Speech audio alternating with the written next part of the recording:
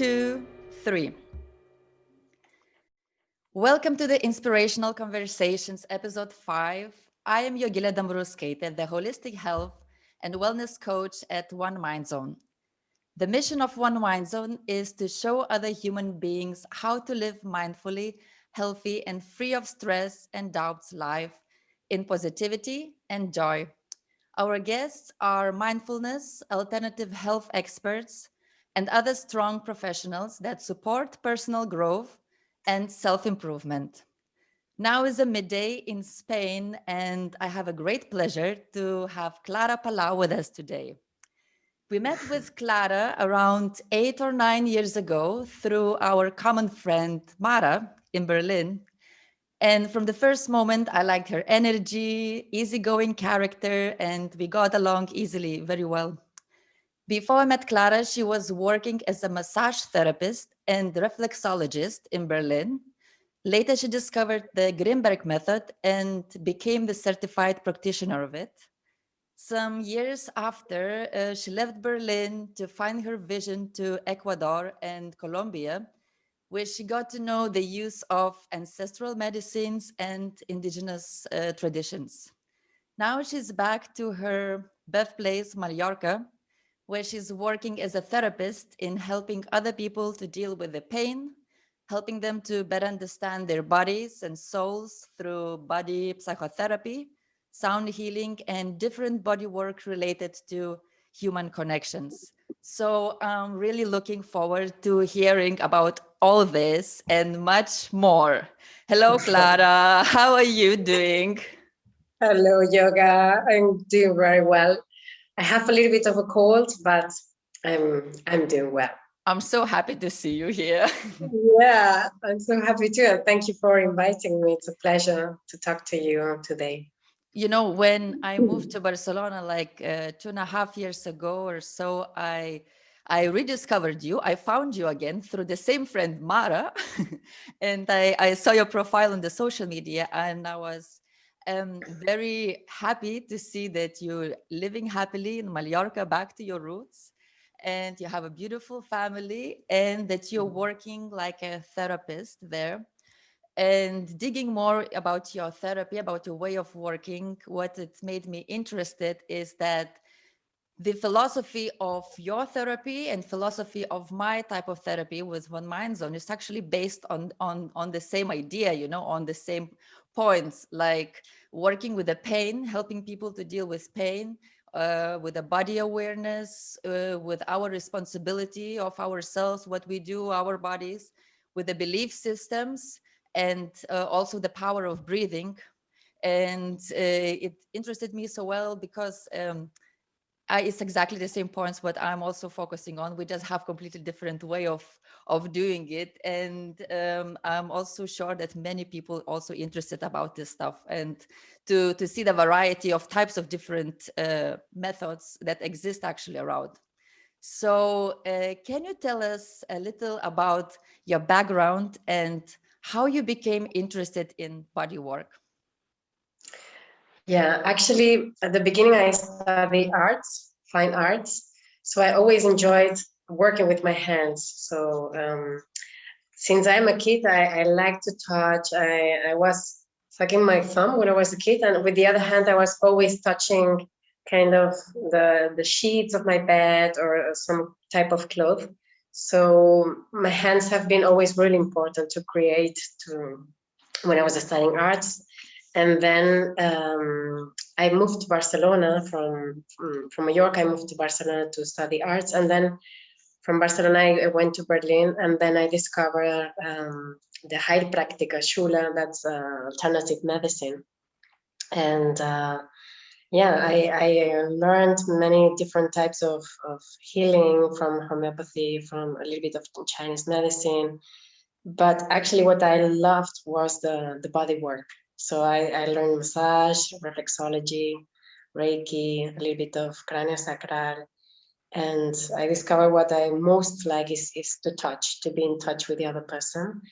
And that was kind of my beginning of this journey. Afterwards, I learned the Grimberg method. So with the Grimberg method, I could go deeper into the fact that the other person can be active in this process. Massage and reflexology is more kind of learning to relax, learning to drop, and the Grimberg method, you are more active in your own healing process. So it's kind of, I started from the beginning. Since I'm a kid, I remember kind of enjoying a lot to touch people, to give massage. To my teachers, when we were in a holiday camp, I would give massage to my teachers, and it's been always kind of there. And you mentioned Grimberg method. How would you describe a specific Grimberg method to someone who has never heard of it? Yeah, the Grimberg method, it's a method to learn how to be well, and it's based a lot on attention, to learn to bring back the attention to your own body.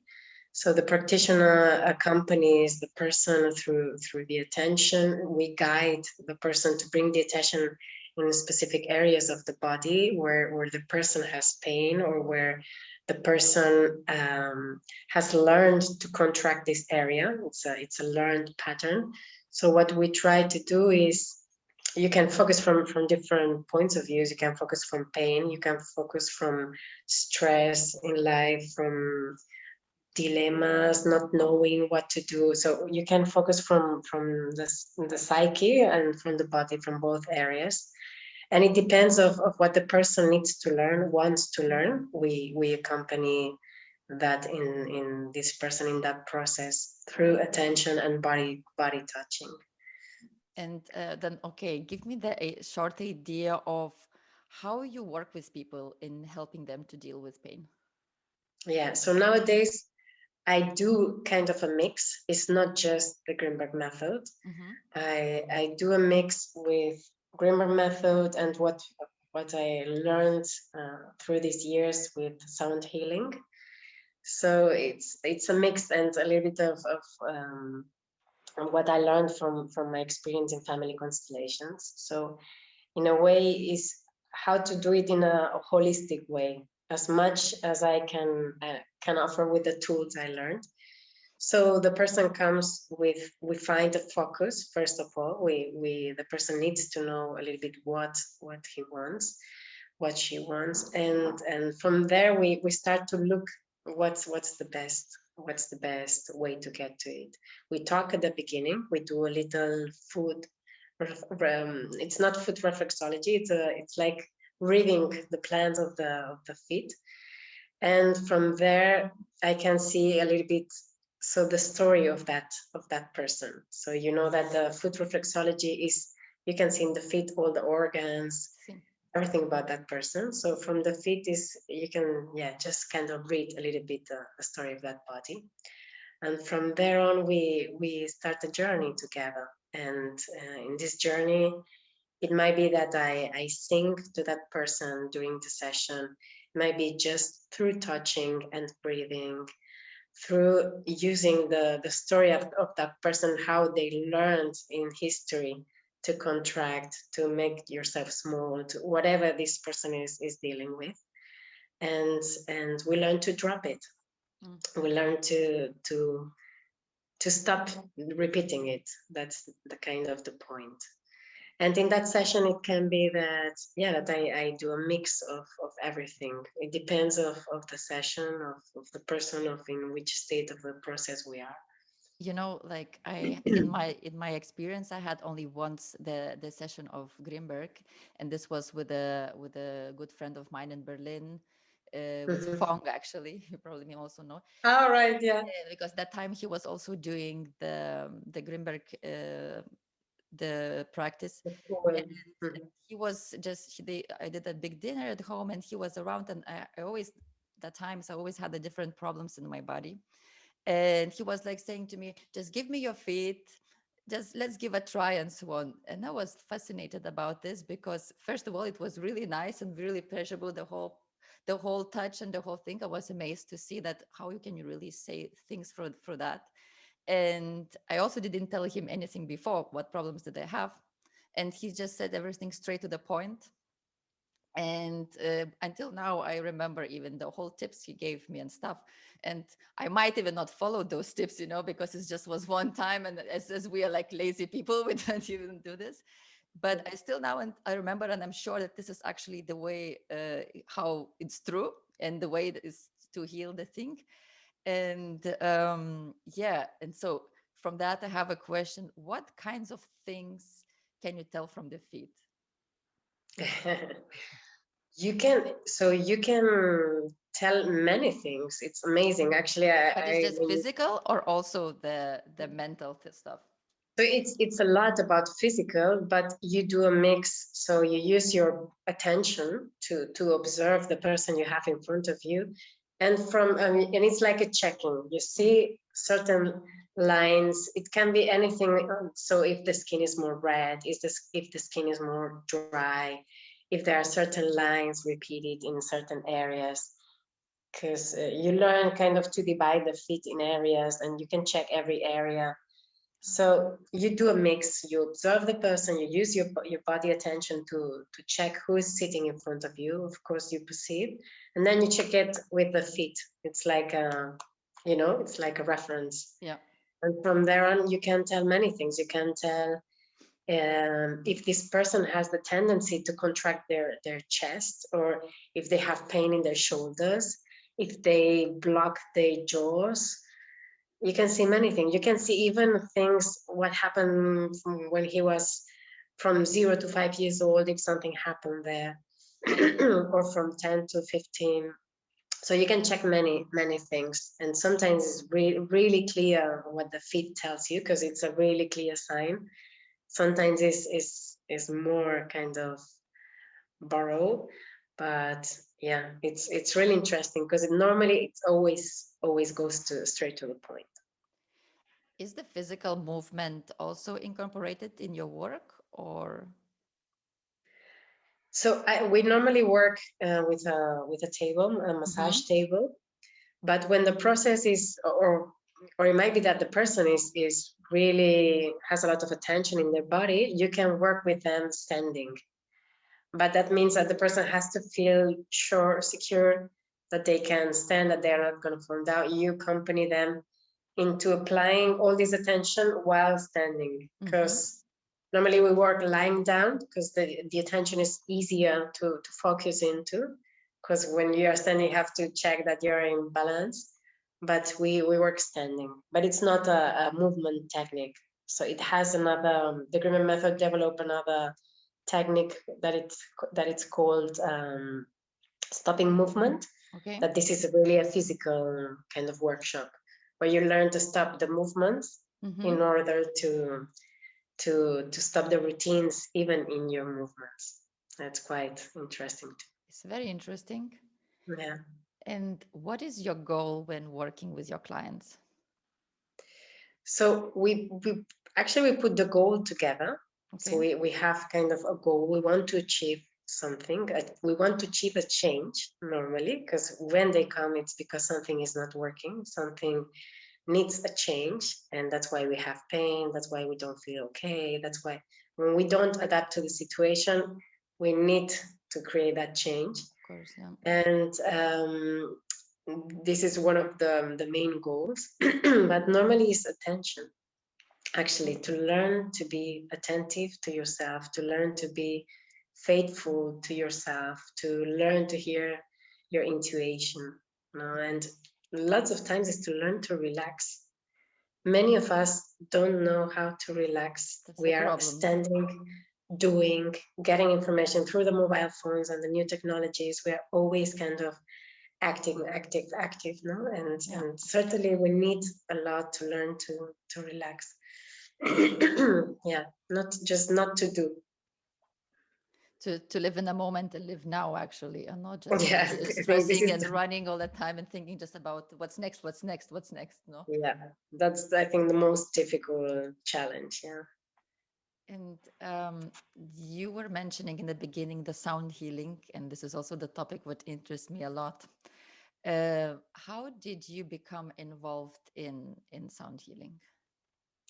in Berlin, actually, as well. While I was doing the Greenberg method studies, Mm-hmm. I learned, I met a woman, an incredible woman, Catarina Felice. She lives in Berlin. She still works. And she taught us to learn to use our voice in an organic way. So we learn to allow the body to be relaxed, to be connected, so that the voice comes without effort. Mm-hmm. And through an exercise, we had to sing to the aura of a partner, and suddenly came out amazing noises of my mouth, and both of us, we were like, what was that Yeah. right now? So we were surprised because we were singing to the energy field, so something that you cannot see. Mm. But that was quite amazing, and from there on I started to practice with friends, with family, to sing to the bodies without knowing, just kind of allowing myself to sing, and I experienced amazing things. So at one point, after around 5 years of practicing with friends and kind of learning with the people I had close to me, I start to do it with my clients in the massage table. And then describing how does sound therapy work in practice, and what does a sound healer do? How do you work with a client? How do you implement this with your therapy? It's a very intuitive way of using it. So suddenly it's like a call. So when Mm-hmm. I'm working, I need to be really attentive. Mm-hmm. If I'm not attentive, I cannot hear the body, I cannot listen to the body, I cannot be aware of the other body. So when I'm in this process of being really attentive to that body, sometimes I feel a call to sing. It's not something I can explain, kind of Mm. now I have to Mm. sing. So it's a call, it's a push, it's a rush to do it. And it's like being a channel. Before I listen the song, I start to listen a melody, and this melody is the one that I'm gonna sing to that person. So I cannot repeat what I sang because it's just in the moment. Mm-hmm. It's not something I do myself. I just reproduce a sound that I hear before that it's not for me, it's for the person just in front of me. It's funny because also some years ago I had a kind of session, a small retreat with another common friend, John, also from Berlin, and he was also Yeah. a massagist, and he also was a part always of shamanic, different rituals and stuff. And I got a present to have a session with him, and I remembered he was the same moment that he was also massaging me, and he started singing. And I don't know, for me it was like I was out of my body, it was so powerful that I also still remember until now. And I think also he is, as you say, he just gets a call and he feels that you have to sing, and I guess, as I assume, was also related with the whole maybe chakras and the whole thing, and massaging was really beautiful experience. And this is something what I just also tried once, and it's really powerful.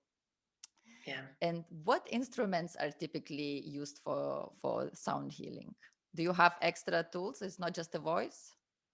So I haven't been in a school of sound healing, so I don't know what the other sound healers uses, but Mhm. so in shamanic tradition, drums and the shaker is some kind of the basics they Mhm. use a lot in many cultures, True. and that has to do with this rhythm. When you get into that rhythm, you start to get into other levels of conscious. It's like getting in trance. Yeah. So that allows you this experience that you're talking about leaving the body, Mm. and this connects directly with the soul. That's what I love from sound healing, that it's really connected. It goes beyond the skin. It goes Yeah. directly to the soul. And yeah, so you can use the drum, the shaker. I use a lot as well the quartz bowls, Mm-hmm. The the meditation bowls. Tibetan. Mm-hmm. They are made of quartz. They're Ah, white. okay. Okay. And actually, you can find diamond bowls, ruby bowls. You can find all from precious metals. Nowadays, you can find bowls, and they're just amazing. And I use the voice. Actually, I would say in my case, the voice is the more powerful one, kind of, because it's not something that I control. It's something Like higher you than like become myself. like a medium, no? Kind Between. of, yeah. It sounds weird, but yeah, for myself still. Yeah.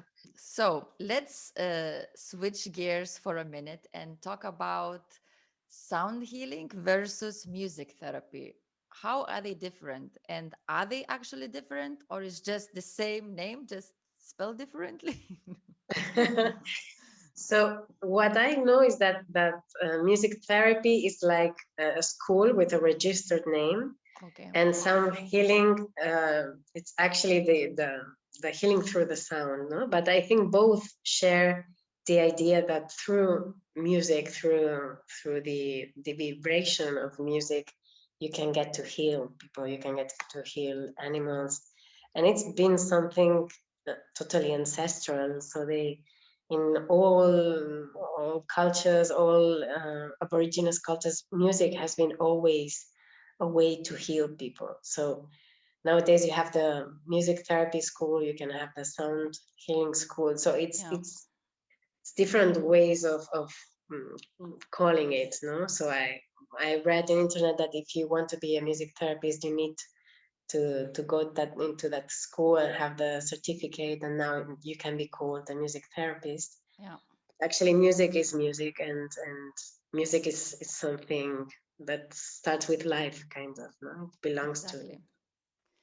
So Because since very small days, I'm involved with the music. Like since very small days, I was playing the classical piano for many years, and already there, I experienced it the moment then maybe when I was performing for the big crowd and still being very small, 8 years old or 9 years old, or even younger, even playing specific pieces, I was feeling sometimes that myself, I was already out of like kind of control of my whole body. I was just like a medium sitting, and I was not controlling my fingers anymore. And I was really feeling like it's just something going through me. And it's also affecting other people who's listening. After some years, I was also joining like the choruses at school, and we were also playing in the church, for example, for some special occasions. And there are like very sacralic those psalms and stuff. And I already there, I got this effect of the sound, of the vibration, of the many voices coming together. And it was really nice experience and having like the goosebumps, and also feeling like you are transmitting something to other people. And also through years, I discovered the same thing as a listener as well. In no matter in is this ancient Tibetan monks singing mantras for is just like the most amazing feeling what you can get as well. And you can get also out of body experience if you're meditating and listening these things. And lately I'm involved in another music project. Even though if it's electronic music, I made myself clear that if I do something, it's always going to be for the reason for transmitting something better, for trying to send a message to people to be a better person, or to open their eyes and see other things. Though many things are covered up in more symbolic way, but when myself I perform, I very often, as you say, I'm kind of getting out of my whole thing. I don't even feel myself, and I feel how everything is just going through me and somehow mhm, affecting people. And the fact mhm, that they afterwards they might be they don't know what it meant, but the most important for me that they got the effect of it, that they will think mhm, maybe about this or what was that, and this mhm, affected me. I don't know how, so in mhm. these years I also realized that this is also my mission as a just even through the sound, sharing this message. Yeah, So what is your mission with your sound healing practice? yeah, yeah. Is exactly what you say. Is this being the medium that so so mostly or all of the message that comes through that music, Mm, the music is always really heart feel. So really from the heart, and all the message that I become from up there through the music is it's unconditional love. The message is you are not alone. We are here with you. You are lovely. You are perfect. You are amazing. You are, yeah. So the message are always really full of love and really unconditional love. So this is the most touching thing. And if you think when we are babies, the first thing they do to calm us, to feel together is this lullabies or this singing from your mom, this voice, and this is something that I think connects us immediately with feeling secure, feeling loved, feeling connected, And for me, the mission is to be able to to sing to the people so that they get in touch to this message that it's so wise and so connected, kind of, and this is where we come from and where we are going back in a way. So it's pure light. Is yeah. I also know that you're doing workshops and retreats there in Mallorca. And I also read about the family constellation workshops you're doing. And I got also very interested about this topic because I didn't know about this before. So what is a family constellation and how did you discover this therapy for your work? Mm-hmm. So the family constellation is something a German man started to work with. Well, they say actually Virginia Satir was the first, the beginner, but then Bert Hellinger was the one who put that name and developed the most. And it's a way to observe what it's moving in the unseen path, in the unconscious field in all of us. So in our relationships, in our family, in our work. Actually, you can constellate anything you would like to have kind of more vision about or understand or see what's moving people to make those decisions, to act like they act. And it's a way to have like an eagle eye perspective of a situation that you can't understand or you cannot see. And in a way, what you work with the family constellations, if you decide to work something with your family, it can be to see the systems that you belong to, or you belong to a chain from grandfathers, from ancestors. And in a way, what you do is to honor all your ancestors that make possible your life nowadays. So if there are things that hasn't been healed in that chain where you belong to, you can do something to bring it into the light instead of to hiding or to avoid seeing at it. So it's in a way to honor and heal your family chain or your family tree. And how is it? Do you work one-on-one or is it a group work? So I haven't done the school of constellations, but I have done many, and I organize here in Mallorca once a month with Maria Gracia. She's the one that does the constellations, and it works in a group. So, for example, you don't understand why you have trouble with your mother, why you are always kind of fighting, or why do you feel that she's attacking you. You don't from a conscious way, you don't manage to understand. So you're in a group of people. You choose one person that is going to be your mother. You choose one person that is going to be you. You sit down and start to observe what happens between them. And the persons that are there, that the persons you choose, they start to feel and they start to move and they start to say, I feel something here. I don't understand. I want to embrace her, but there's something that keeps me apart. And they start to move and you start to see the dynamic. And suddenly you start to understand lots of things. So it's a way to see the unconscious field that moves us. Yeah. And did you have like any experience from these workshops that has impressed you in particularly? Any of the situations of the people Yeah. discovering stuff? Yeah, many, but one of the things that impressed me the most is abortion. I didn't Wow. have a clue how much an abortion can have an impact in a family, Mm-hmm. because normally we don't give the importance that it Yeah. has with our soul. With the mother and the father, they have a connection already with that baby, and if you don't do it in a conscious way, this Mm-hmm. this energy can keep kind of always staying there.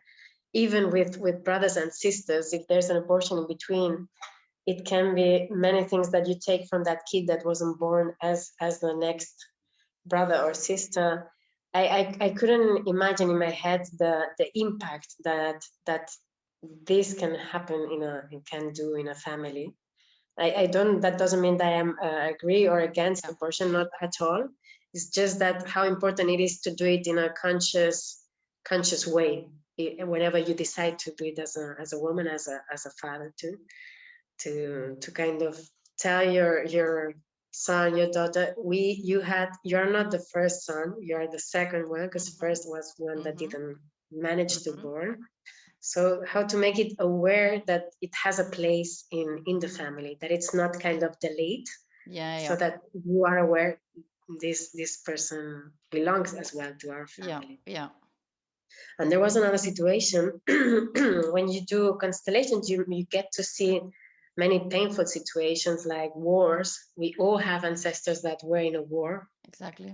and I was chosen to be a grandfather who was killed in a war. And in a moment, I was confronted with the person that killed me, Mm-hmm. and I was at that moment so in peace and full of love with myself that I managed to forgive the person who take my life. Yeah.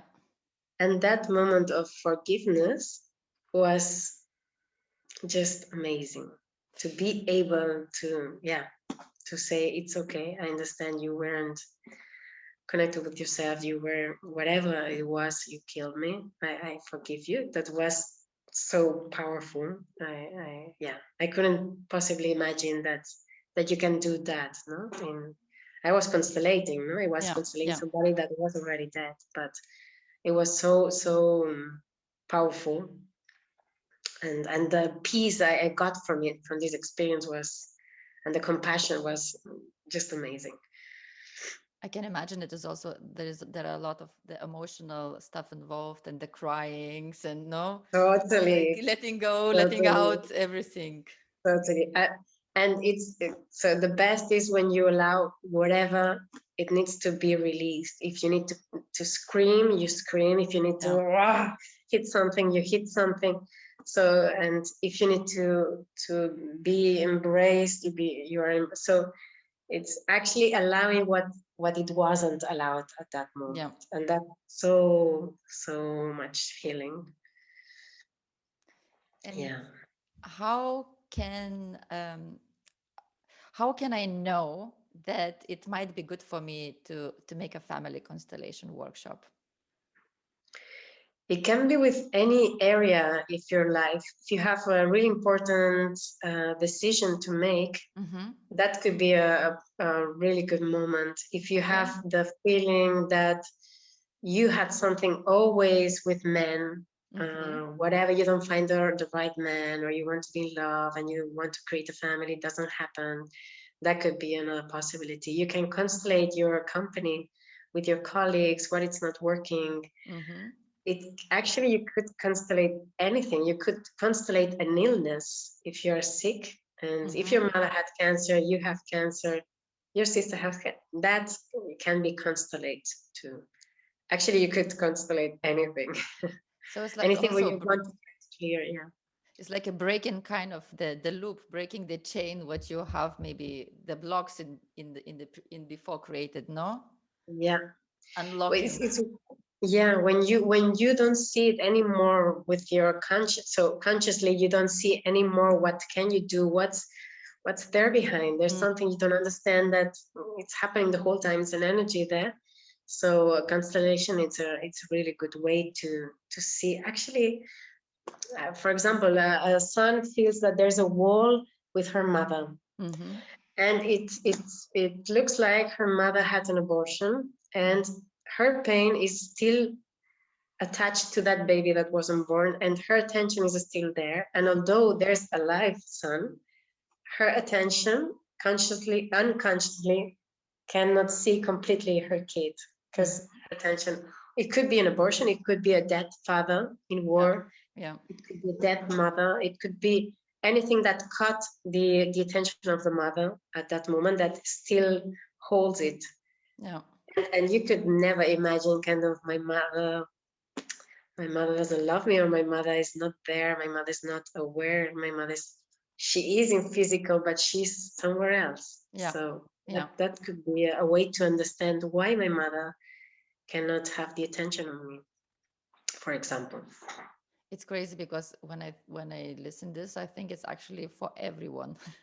Because we For all have, and everyone. at least from many friends I have, it would work perfectly because we have one or another blocks or one or another patterns that maybe are created in our life and we don't even know from where it comes and how. It's a perfect way to untrack it, all this, Yeah. to really see it. So yeah, this is a way to see it, to Mm, understand it. mm, But of course, afterwards, you still have to of work course. with yourself.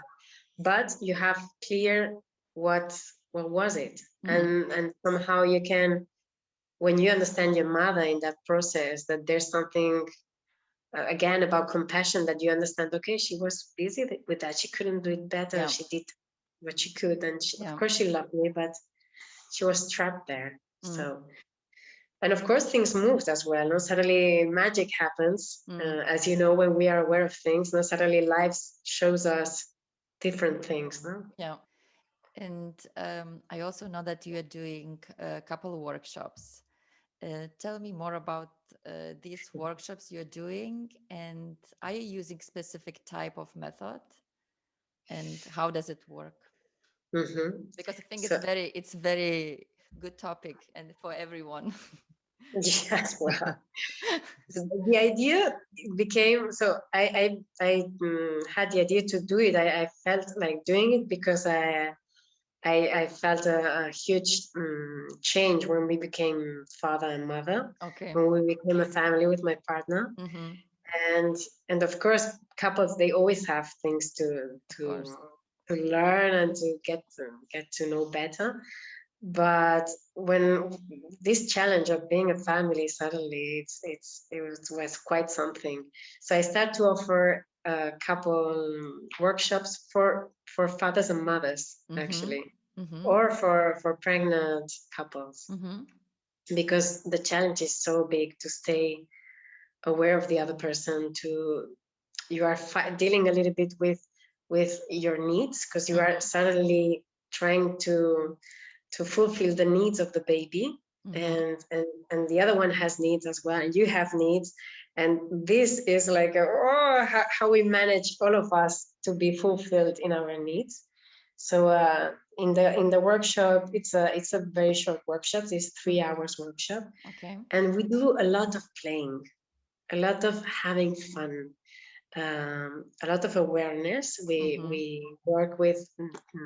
They do certain massage technique, one to the other. We Mm-hmm. do a little bit of tantra exercise Okay. with breathing, with eye contact, holding each other. Mm-hmm. So it's a mix of joy through playing, something Mm-hmm. that I think we all of us needs a lot, Mm-hmm. to be able to play with each other, with awareness and body awareness. When I'm giving advice for the relationships, for the partners or stuff, um, I take a bit perspective from the mindfulness, because the mindfulness methods are also based on the same as you say, through the breathing, through the slowly way of just maybe sitting in front of each other and just looking for hours, what apparently we never do nowadays. Everything is now based on the run, fast, fast, fast. We forget maybe to sit in front of our partner for at least half an hour without even saying anything, just Totally. to share this love or to feel this love. And it's no wonders that the couples are getting cold with each other, or maybe losing the contact because they actually losing the contact. They don't spend enough time with each other, as you say, with this small touch or breathing, looking and stuff, small short games, with it's we're forgetting what it's all about. Yeah. We Or seek the holding fast for a result. minute. Sorry? Usually humans, like, they just seek the fast result and forgetting that what you have to do is Yeah. focus in the peace. Yeah. There was a couple that was telling me, I am so happy since we did the workshop.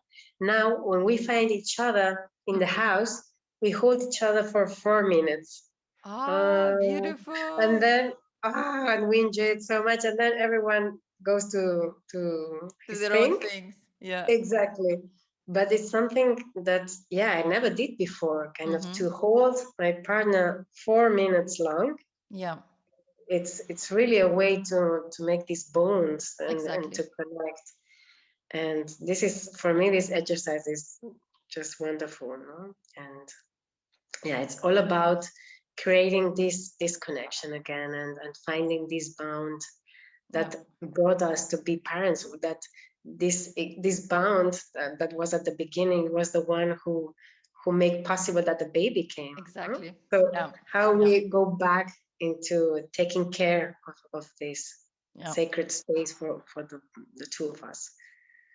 Yeah, but it's also, being in a couple is also important to have your own space on specific time, and to respect each other time when we need as well, no? And also now more than ever, we see like the female voices and the energy rising globally. The mothers, the woman, it's beautiful to see that, and it's a very big change for us. And I know that you're also doing the retreats for the women as well. So how else we could empower ourselves as women? Just meeting our friends, it's a way of empower ourselves. Just As this, easy having as this, that, no? yeah, just having this space where we can share, where we can talk about our troubles, our Yeah, things, our needs, our just being surrounded by other women. It's really powerful. yeah, But yeah, all that it has to do with rituals is very powerful too. To do a ritual together, to yeah, put the same intention in something together, to want to heal together, it's really powerful. yeah, And this retreat as well comes from the idea of being mother and being at the service of others the whole time. And this need we have women to, and mothers to have our space to disconnect from our daily life yeah, and be close to nature, because retreat has a lot to do with nature, yeah, to Mother Earth, to reconnect with the source where we come from, and yeah, and to share and to just to be together is amazing, and to listen how the other women feel certain things or how they experience certain things, just to be in a circle and listen to each other is really inspiring as well. How each one, how we can be so beautiful and so different, and so yeah, so with different stories, amazing stories from each experience, it's really powerful.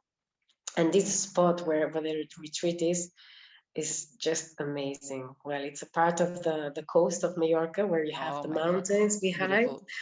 and the sea in front of you, and the house. It's an old house. It's a beautiful one, and yeah, it's just a pleasure to be there. You already feel, just being there.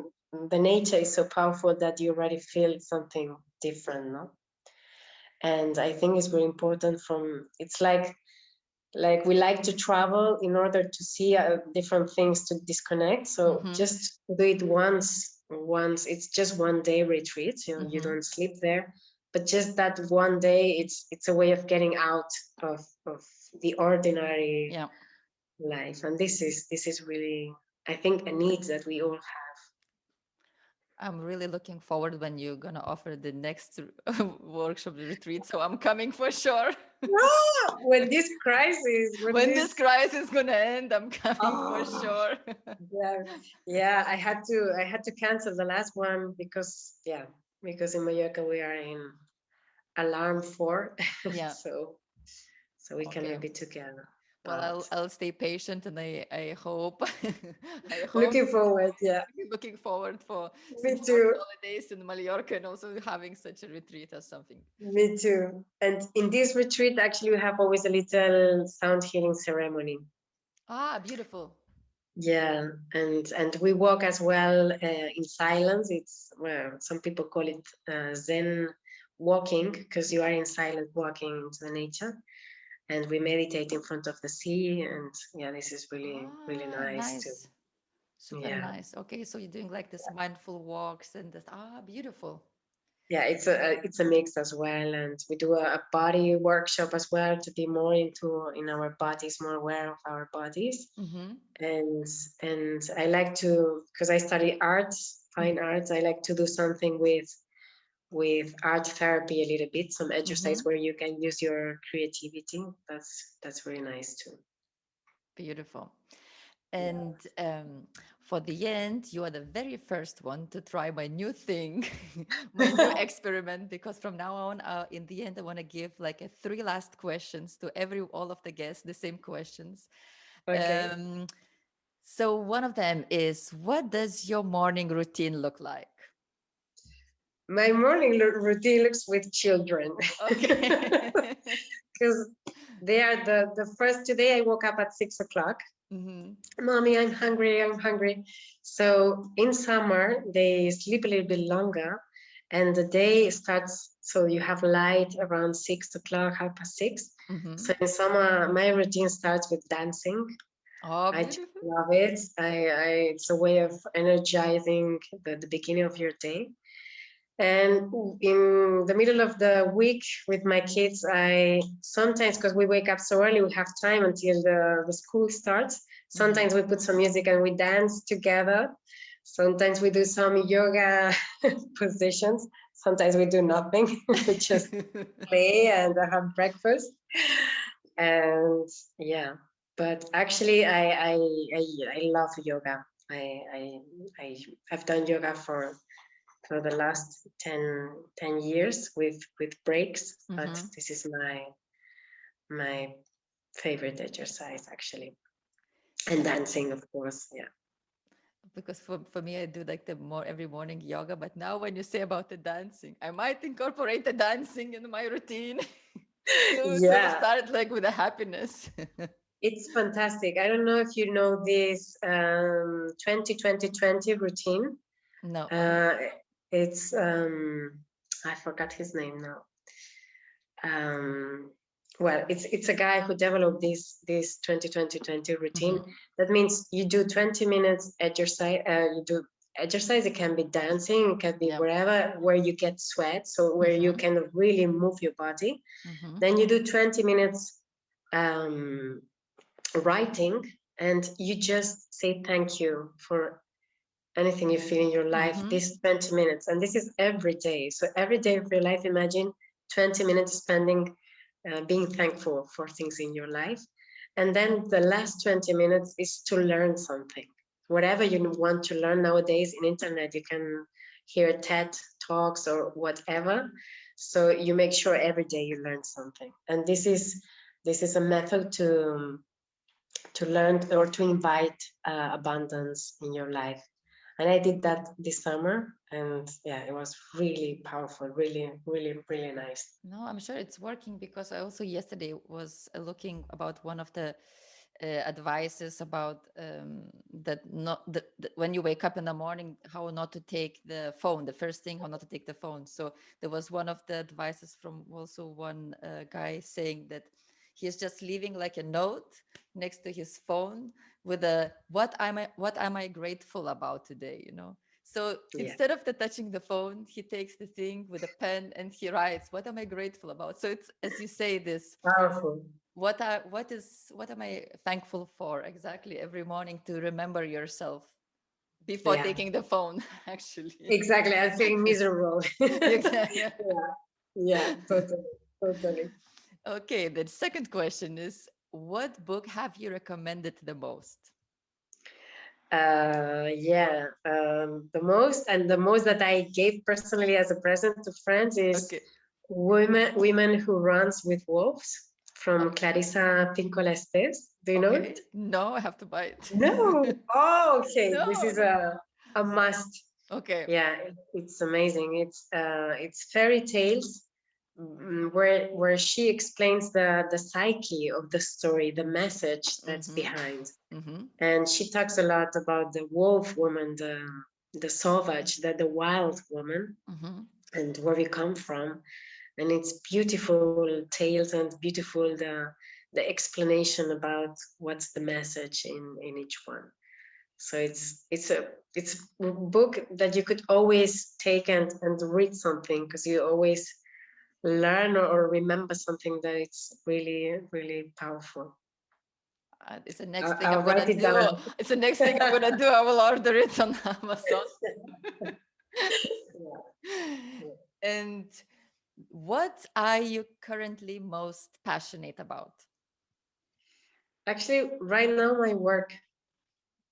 Okay. my work, I'm really enjoying it. I'm really learning a lot. I'm really getting inspired about what happens, what touches me through the process of each one.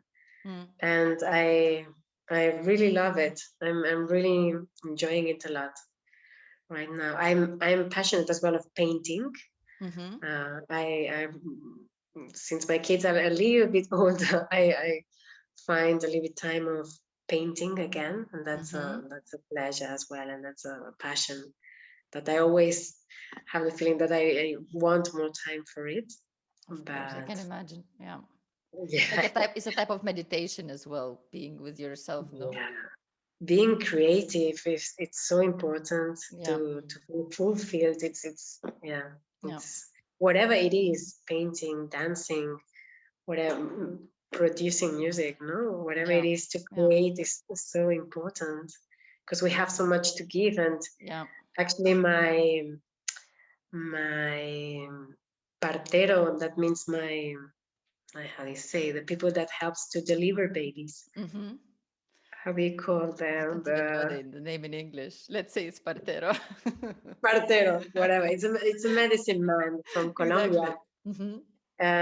He said that we, as women, our creative source is in our uterus, Mm-hmm. because in our uterus there's this is where we create life, Mm-hmm. but as well it's a way where we can create projects, Yeah. create experience, create, and it's a very powerful organ that we have the pleasure to have. Yeah. And if you create from there, so if you connect from this creative um, fountain, no source, actually it's amazing, and it's really important to be connected to our creation force. Yeah. Yeah.